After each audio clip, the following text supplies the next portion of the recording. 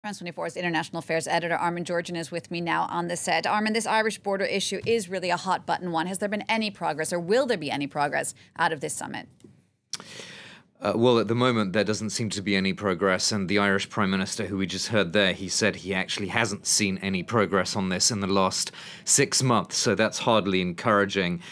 Basically, the two sides, Britain and the EU, they have to decide what goods are going to be checked and who is going to check them. As I understand it, the latest idea is to have goods checked by people who are not customs officials, but instead other kinds of officials. And I think this is what Michel Barnier, the chief EU negotiator, means by de-dramatizing the issue. But some people would say he doesn't understand how fragile peace actually is in Northern Ireland. And it's been said that to ensure peace, one needs frictionless trade. And a lot of people, by frictionless, understand no checks of any kind, certainly not on goods. Now, perhaps Theresa May herself could accept some sort of fudge on the nature of inspections further down the line if the chips are really down at the next EU summit on this in November, when Brexit is going to be tackled yet again. But really the big question is, could her allies at home accept such a fudge about inspections? And on that, she doesn't seem to have a lot of room to maneuver. Now, the other big issue that's being discussed today, and already was starting to be discussed last night, is migration. Anything new there?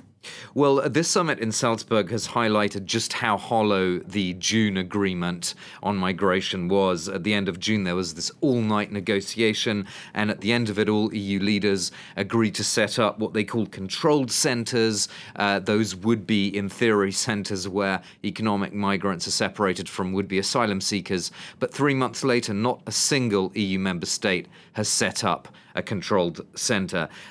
So if the EU can't agree internally on how to process migrants, then they should, at least in theory, be able to agree on externally stopping migrants from coming into the EU. But even that idea has run into problems.